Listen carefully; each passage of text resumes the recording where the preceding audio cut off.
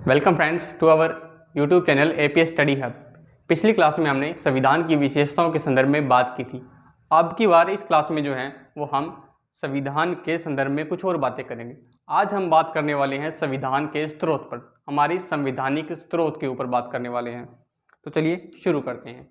हम बात करने वाले हैं संविधान का निर्माण जब हो रहा था तब हमारी संविधान विशेषज्ञ या संविधान निर्माताओं ने जो है वो विभिन्न देशों से कुछ ना कुछ चीज़ें जो हैं वो हमारे संविधान में इंक्लूड की थी और उन्हीं के अंतर्गत हमारे संविधान का निर्माण हुआ था।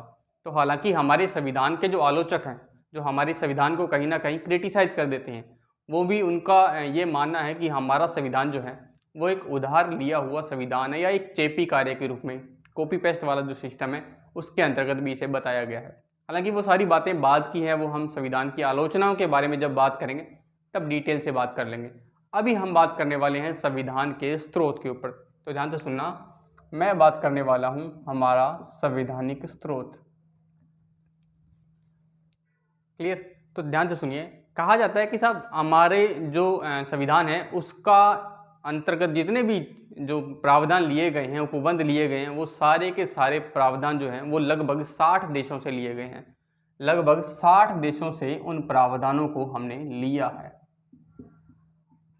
क्लियर यहाँ तक? और उसके बाद अगर हम ये बात करें कि भारतीय संविधान के अंतर्गत सबसे ज़्यादा इफेक्ट या सबसे ज़्यादा प्रभाव अगर किसी का पड़ा है तो वो है हमारा 1935 का भारत शासन अधिनियम। ध्यान से सुनना, 1935 का भारत शासन अधिनियम सबसे ज़्यादा इफेक्ट डालता है हमारे संविधान पर।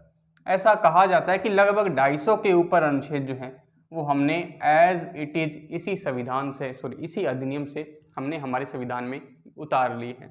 इसी वजह से, ध्यान से सुनना, इसी वजह से इस संविधान को भारतीय संविधान का, इस कानून को भारतीय संविधान का ब्लूप्रिंट भी कहा जाता है। ध्यान से सुनना, हमारे भारत शासन अधिनियम 1935 को हमारे भारतीय संविधान का ब्लूप्रिंट भी कहा जाता है। यहाँ तक क्लियर? चलिए अब आगे बात करते हैं विभिन्न देशों से हमने क्या क्या चीज़ें ग्रहण की है उनके संदर्भ में हम बात करते हैं।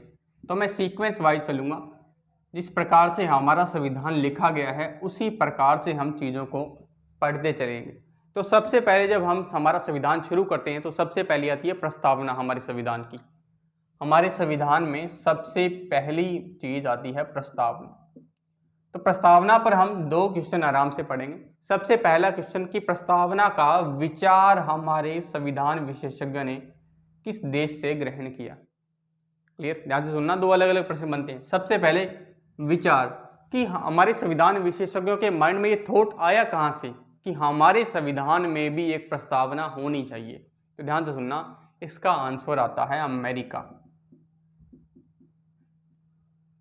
विश्व में पहला संविधान अमेरिका ने बनाया था और उसने अपने संविधान में एक प्रस्तावना को इंक्लूड किया था और उसी के ही मद्देनज़र हमारे संविधान निर्माताओं ने वहां से वो कॉन्सेप्ट उठा लिया और हमारे लिए भी एक प्रस्तावना तैयार कर दी। क्लियर यहाँ तक? अब बात आई दूसरी कि प्रस्तावना तो चलो बना लेंगे, ये माइंड में थोड़ा आ गया। अब बात आई कि संविधान की उस प्रस्तावना में वर्डिंग क्या क्या होगी, किस प्रकार के शब्द, किस प्रकार की भाषा का प्रयोग किया जाएगा। तो वही है हमारा दूसरा प्रश्न, प्रस्तावना की भाषा कहाँ से ली गई। तो ध्यान से सुनना, प्रस्तावना की भाषा जो है वो हमने ऑस्ट्रेलिया के संविधान से ली है मित्रों। ऑस्ट्रेलिया के संविधान से हमने प्रस्तावना की भाषा ली है। अगर आपने कभी प्रस्तावना पढ़ी होगी तो उसके शुरुआती जो शब्द हैं वो आपको पता होगा कि हम भारत के लोग, कुछ इस प्रकार के शब्द हैं। प्रस्तावना के शुरुआती जो शब्द हैं वो है हम भारत के लोग।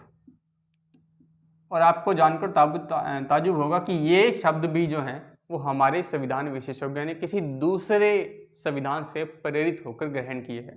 तो ध्यान से सुनना, 1945 में दुनिया भर के देशों ने मिलकर एक संगठन बनाया था जिसको हम बोल देते हैं संयुक्त राष्ट्र संघ।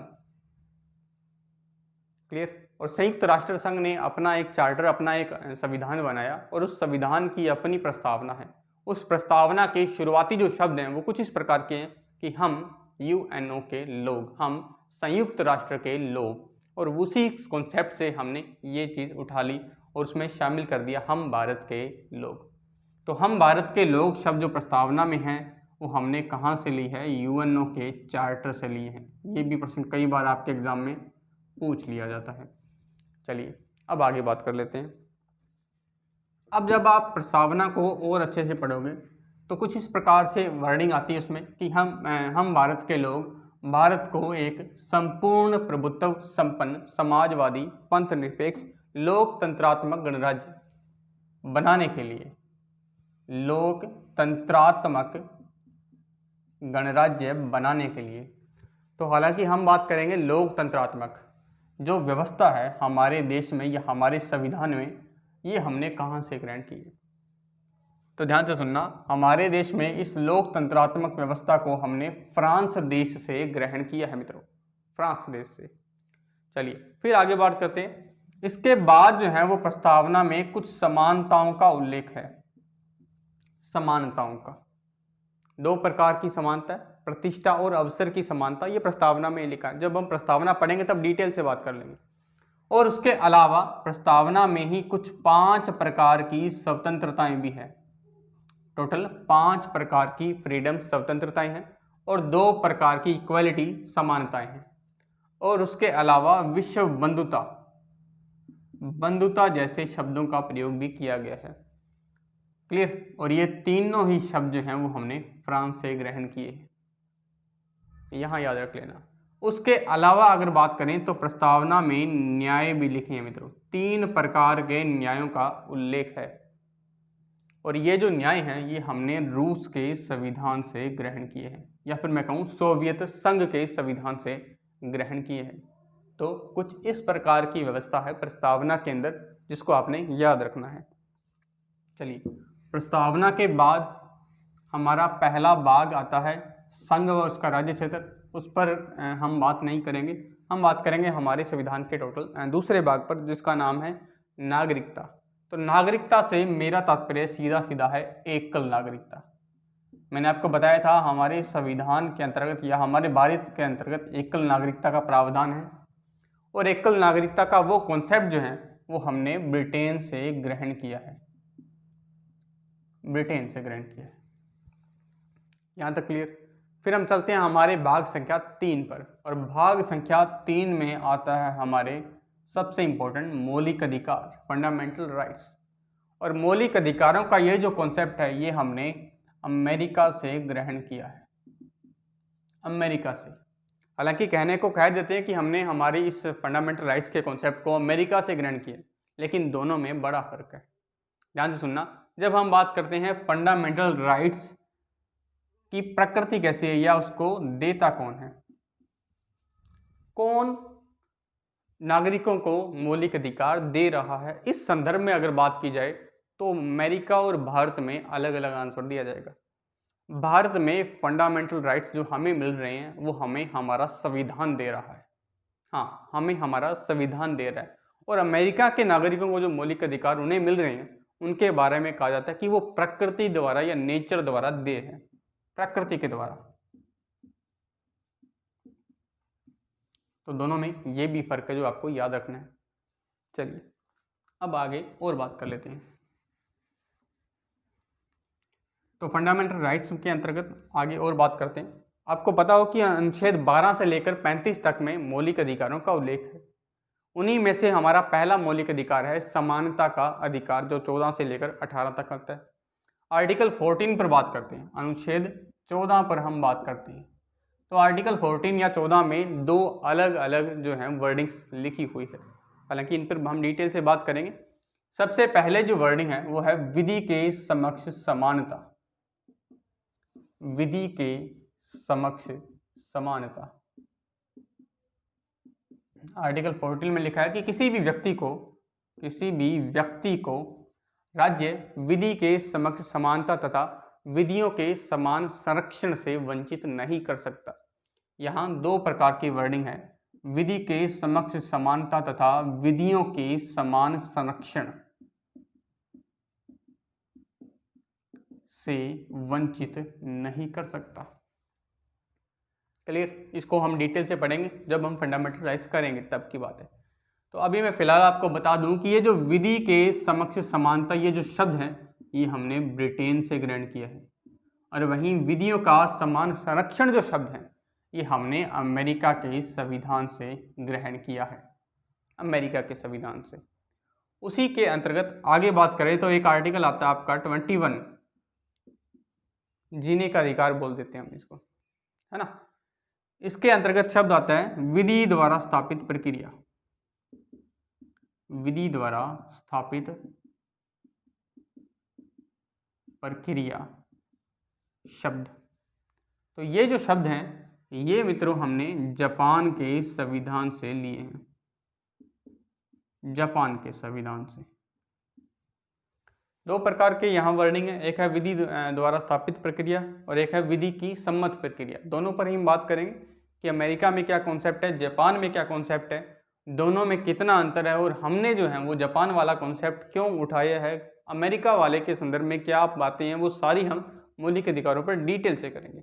फिलहाल हम हमारे आप को यहीं तक अपने आप को सीमित रखते हैं। चलिए अब आगे बढ़ते हैं। मौलिक अधिकारों के अंतर्गत स्रोत के संदर्भ में इतनी ही बातें हैं और यहीं से ही आपके प्रश्न जो हैं वो घूम फिरा के आ जाते हैं, इससे बाहर नहीं जाएगा कुछ भी। चलिए नेक्स्ट हम बात करते हैं हमारे नीति निर्देशक तत्व भाग 4 पर। नीति निर्देशक तत्व, डीपीएसपी बोलते हैं इसको, direct principle of state policies. तो नीति निर्देशक तत्वों का सिद्धांत जो है वो हमने आयरलैंड के संविधान से लिया है या आयरिश संविधान से लिया है। क्लियर यहाँ तक? चलिए नीति निर्देशक तत्वों के बाद में आते हैं हमारे मौलिक कर्तव्य, जिन्हें हमने बाद में जोड़ा है। और मौलिक कर्तव्य को हमने कहाँ से लिया है? रूस से लिया है। फिर उसके बाद भाग 4 का है, फिर आता है भाग 5 जिसमें संघ और उसके संदर्भ में बातें दे रखी है। तो उसी के अंतर्गत सबसे पहले हम बात करते हैं राष्ट्रपति के ऊपर। राष्ट्रपति का पद आपको पता हो मित्रों कि हमारे देश में राष्ट्रपति केवल औपचारिक प्रधान है, केवल फॉर्मल जो हेड है। वास्तव में रियल जो पावर है वो सारी की सारी पावर प्रधानमंत्री के हाथ में। उसी के संदर्भ में बात करते हैं तो राष्ट्रपति की औपचारिक प्रधानता जो है कि केवल नाम मात्र का हेड है, ये कॉन्सेप्ट जो है ये हमने कहाँ से लिए? तो ध्यान से सुनना, ये हमने ब्रिटेन से लिया है। और कई बार ये प्रश्न आ भी जाता है कि भारत का राष्ट्रपति किस देश के प्रधान के समकक्ष? तो आंसर ब्रिटेन आएगा हमेशा, अमेरिका या कोई और देश नहीं आ पाएगा, याद रख लेना। चलिए नेक्स्ट हम बात करते हैं ब्रिटेन। अगर भारत की तुलना करें तो ब्रिटेन का जो प्रधान है वो वहाँ का सम्राट होता है जो वंशानुगत है, और वहीं हमारे देश का प्रधान हमारा राष्ट्रपति होता है जिसके लिए चुनाव होते हैं हर बार 5 साल बाद, ये निर्वाचित होता है। अब उसी के संदर्भ में बात करते हैं कि राष्ट्रपति का जो निर्वाचक मंडल है, राष्ट्रपति का निर्वाचक मंडल है, आर्टिकल 54 में इसका उल्लेख है। बात करते हैं निर्वाचक मंडल की, तो वे लोग जो राष्ट्रपति के चुनावों में एज ए वोटर शामिल होते हैं वो निर्वाचक मंडल है। तो राष्ट्रपति के निर्वाचक मंडल का कॉन्सेप्ट हमने कहाँ से लिया है? तो इस बारे में बात करें तो इसका आंसर भी आएगा आयरलैंड के संविधान से। ठीक, और फिर हम बात करते हैं निर्वाचन पद्धति। राष्ट्रपति की निर्वाचन पद्धति ये भी हमने आयरलैंड के संविधान से ही ग्रहण की है। क्लियर? हम बात करते हैं राष्ट्रपति की निर्वाचन पद्धति के संदर्भ में, तो हम कहते हैं अनुपातिक प्रतिनिधित्व की एकल संक्रमणीय मत प्रणाली दी जाती है। क्या है ये प्रक्रिया है, किस प्रकार की पद्धति है, वो सारी बातें हम राष्ट्रपति के संदर्भ में डिटेल से करेंगे। चलिए और बात कर लेते हैं। अब आपको शायद ये पता हो कि राष्ट्रपति जो हैं वो राज्यसभा के अंदर, ध्यान से सुनना, राष्ट्रपति जो हैं वो राज्यसभा के अंतर्गत जो है वो कुछ सदस्यों को मनोनीत करता है, कुछ सदस्यों को मनोनीत करता है जो विभिन्न श्रेणियों के अंतर्गत, विभिन्न कैटेगरियों के अंतर्गत जो है वो प्रख्यात व्यक्ति होते हैं, है ना। अब ये जो मनोनयन का ये कॉन्सेप्ट है ये भी हमने आयरलैंड के संविधान से लिया है। और अगर आपको ये पता हो कि राष्ट्रपति राज्यसभा में कितने सदस्यों का मनोनयन करता है तो कमेंट बॉक्स में अपना आंसर जरूर देना। चलिए देखते हैं कितने लोगों को इसका आंसर पता होता है। क्लियर? मनोनीत करता है सब, ये आपने मेरे को बताना है। राष्ट्रपति के संदर्भ में और भी बातें हैं, डिटेल से हम करने वाले हैं। अब आपको ये पता हो आर्टिकल 155 की बात करें तो आर्टिकल 155 में लिखा है साहब कि राष्ट्रपति जो हैं वो प्रत्येक राज्य के राज्यपाल को मनोनीत करता है, सॉरी राज्यपाल की नियुक्ति करता है, मनोनीत नियुक्ति होती है। तो राष्ट्रपति द्वारा राज्यपाल की जो नियुक्ति है ये हमने कनाडा के संविधान से ग्रहण की है, कनाडा के संविधान से। क्लियर यहाँ तक? चलिए और बात कर लेते हैं, दो चार बातें और राष्ट्रपति के संदर्भ में कर लेते हैं। तो राष्ट्रपति पर आपको पता है अगर राष्ट्रपति को हटाना हो तो उस पर एक प्रक्रिया लगाई जाती है जिसका नाम है महाभियोग प्रक्रिया, इम्पीचमेंट प्रक्रिया। आर्टिकल 61 में हम इसकी बात करेंगे। तो महाभियोग की वो जो प्रक्रिया है ये हमने कहाँ से उठाई है? तो हम ये कहेंगे साहब अमेरिका की संविधान से उठाई है। क्लियर यहाँ तक? चलिए दो चार बातें और राष्ट्रपति के संदर्भ में देख लेते हैं।